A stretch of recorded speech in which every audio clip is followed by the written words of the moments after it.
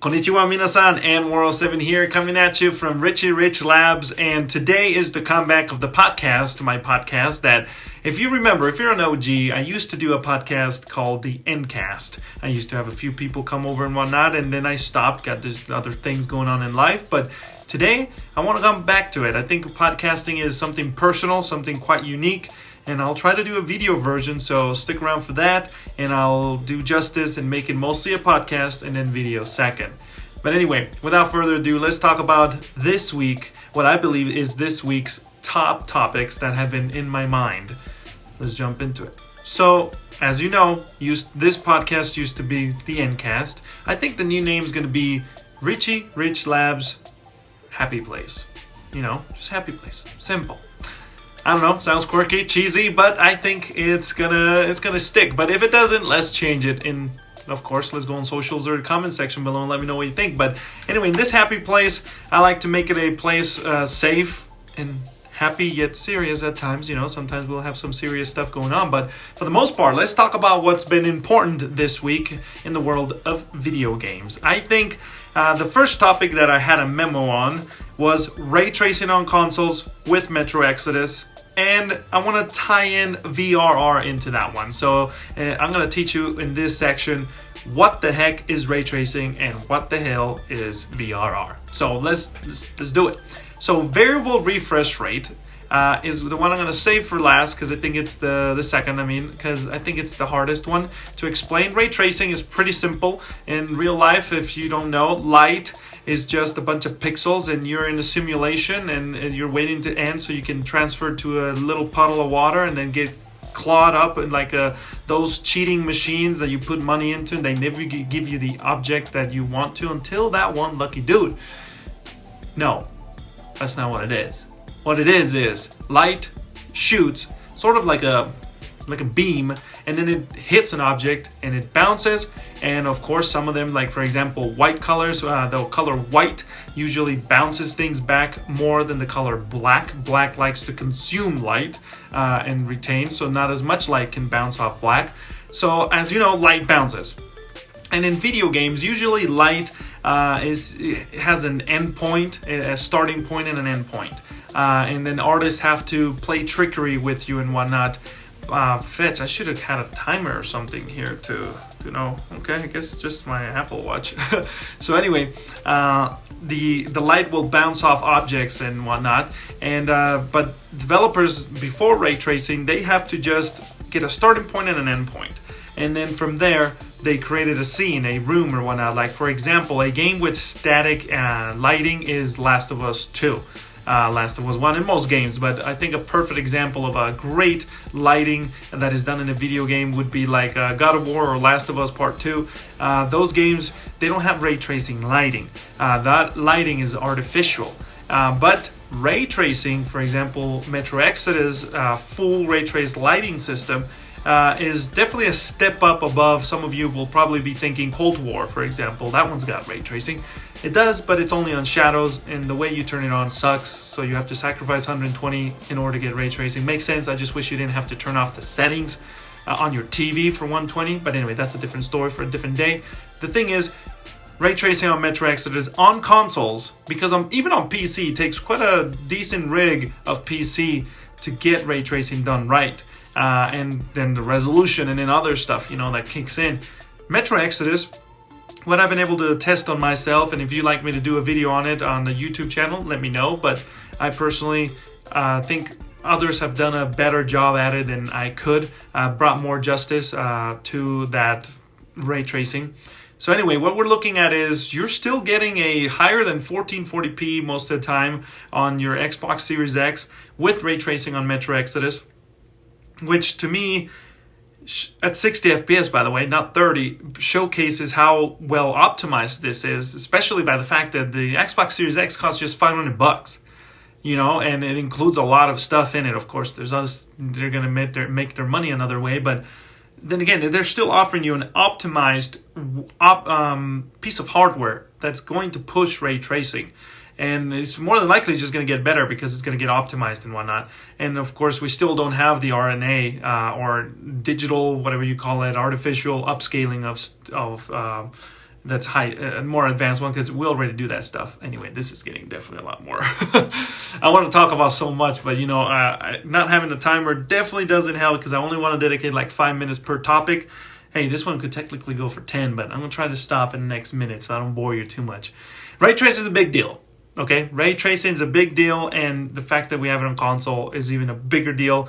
And Metro Exodus is really the first game, in my opinion, let me know if I have this wrong, that truly showcases ray tracing. I mean, the Black Ops Cold War was nice. It's not bad, but I don't think it really showed what ray tracing was all about. And now Metro Exodus does. Xbox Series S, I personally played it, and it's a blur fest, but then again, I mean, it's a $300 machine, and honestly, I think it fits right. Microsoft went for the real bottom here, for the affordable console, and then the higher end. PlayStation, they did their sort of high, and then they stuck there just a little lower below the high end one, but still pretty high. And so I personally prefer the Xbox approach, just knowing a lot of my friends, every $100 counts, and knowing that and the $100 is the world for them. It's you get a console or you don't get a console. It's not, I'm going to save up and then get some. No, that's it. If it's beyond your budget, you're not getting one for a few years. So I appreciate Microsoft doing that for those friends of mine that, the circumstances are what they are. And if you're one, definitely hit the like and let's give support to Microsoft. But anyway, Metro Exodus plays pretty good. On my testing that I've done off YouTube, definitely Metro Exodus is not perfect. It is pretty good though. I personally wouldn't have even mentioned it, but I want to bring in VRR, which, by the way, VRR on Streaming Live Academy. It's my partnership. I have co-owner with that, company, website, group, cult. Anyway, we at Streaming Live Academy have an article on what VRR is. So if you want a more in-depth analysis, more than what I'll give you here, definitely invite you to check that out. But yeah, VRR Variable Refresh Rate. The reason why I mention it is because with Metro Exodus, it won't sometimes stick perfectly to 60 FPS. Sometimes it'll drop a frame or two. I've actually had it dropping about 4 or 5 frames in some parts, but it was just once or twice in that specific area. The thing is, VRR covers that. So your Xbox and your TV talk to each other.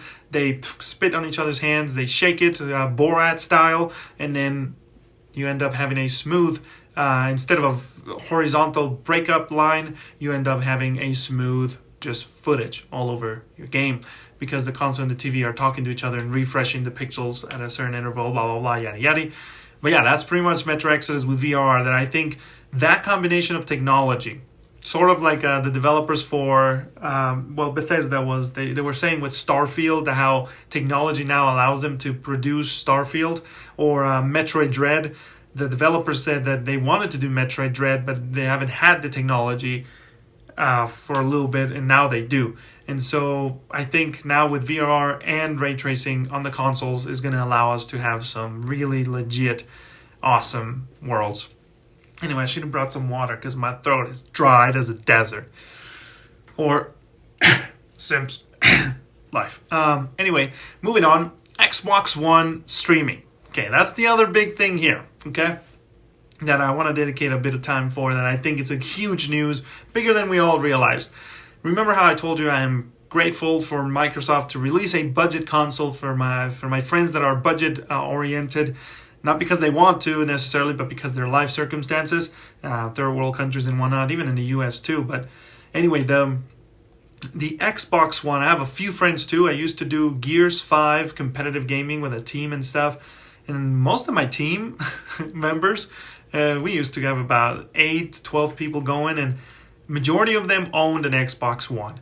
Some of them Xbox One X, and now even to this day, I know that not the majority, maybe just me and 1 or 2 more out of those 8 or 12 people own a current gen, Xbox Series X or Xbox Series S.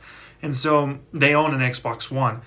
And that, there's future games coming out like Flight Simulator that are not going to have Xbox One versions, just limitations and whatnot probably, but the Xbox Series X and the Xbox Series S will be able to play these games, and the Xbox One won't. And so what Microsoft is doing, and I think super smart, and I mean they can do it. with Xbox and Microsoft, and by the way, when I say Microsoft and Xbox, they're practically one now. They didn't used to be that way, by the way.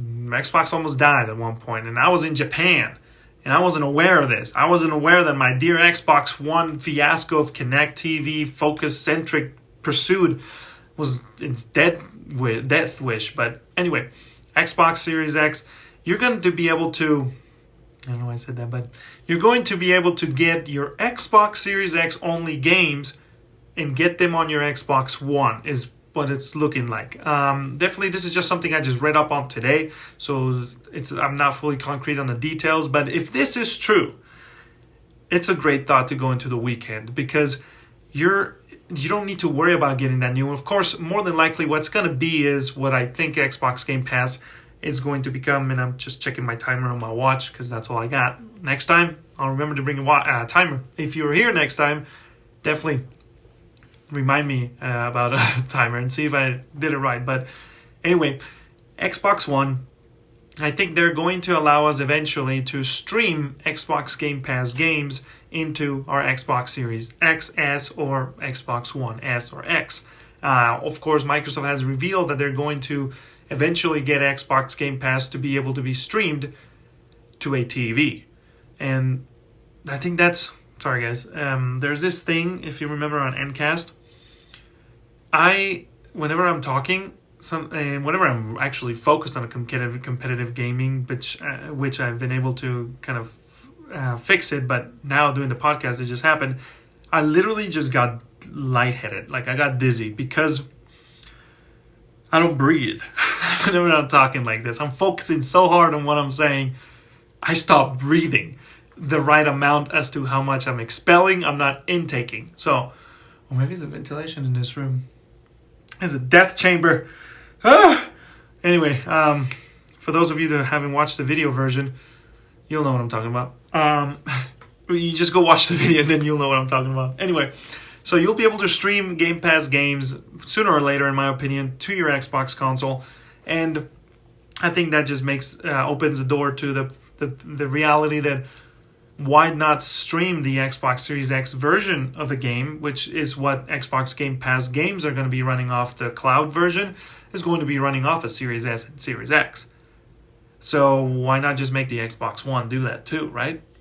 So yeah, that's, I think, an interesting, awesome thought that, honestly, if it happens, it's just going to bring more value to the Xbox family. To kind of finish off, though, any topics you guys find throughout the week and whatnot, remember, hit me up on my Discord, on socials, and I'll look it up. We'll talk about it and share. And by the way, if you're into Siege or Paladins or any competitive game, by the way, I do jump around a lot. I have over 400 games in my library, and I do play them all, or try to. So I will not stick to competitive too much. But when I do, if you want to play together, hit me up, and we'll do so on any competitive game, really. So anyway, going back to the last topic of the podcast today that I would like to cover is toxic Twitch chat on the E3 thing. Here's my 2 cents on that. And if I'm not trying to get political or anything necessarily, it's just this thing I noticed, and I want to bring attention to the topic is, let them be, man. Let kids be kids. If I get talked trash and treated like trash online, I'll just ditch that group, go find someone else that's not a piece of trash, you know. But sometimes, even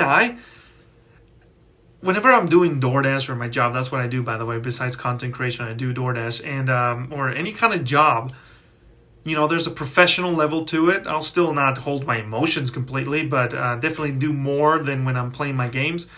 When I'm playing my games, I'm playing my games. I'm chilling. And sometimes I'll be tired and I don't want to argue. And so I'll just mute whoever's really being out of place for that moment. Just forget about it, you know. It'll be a little uncomfortable and just move on. But if I want to fight, I want to find someone who wants to also fight. Because I don't want to fight them whenever I'm doing their DoorDash or in the car. Road raging is not good. And so I want to fight them on Fortnite, Call of Duty, Gears, Halo, you know, you name it, Mortal Kombat, let's go, 1v1. Stuff like that. That's when I want to trash talk and be an a-hole. But But at the same time, I do agree some people are a little more sensitive and they do need the tools in order to cover themselves, I do believe. But I think that the Twitch chat, let the community rule itself. The person's overstepping too far out, just ban him for, swear words and whatnot. But if they're doing jokes that are a little smart, let them be, man. And if someone's on the stream, well, that person needs to have that strength. And, needs to be a little strong before they go in front of hundreds of people, or just even 10 people. You gotta be prepared there. And if you get surprised, that's when it falls back, I believe, into the family unit. And that's why I believe in family is so important, because that is the support, and your parents will help the child. Like, parents monitor your child, see what's up on Twitch, see what they chat, get in there sometimes and listen to your child when they're doing Xbox party chat. And then, go from there at the root of it. Let's not get Twitch, fetching Twitch to be our parental image here. But anyway, those are my 2 cents on the topic. Those are, what I think it's the most important topics for this week in the world of gaming. I definitely was able to breathe more. Next episode, next Friday. Stick around. RichieRichLabs Happy Place. And the community together will change the name if you don't like it. But that's what's going to stick out to be for the next foreseeable future. Until next time, I'm N107 for RichieRichLabs. And I hope you have a great weekend and enjoy yourselves. Do some gaming, but remember, family gaming balance. Peace out.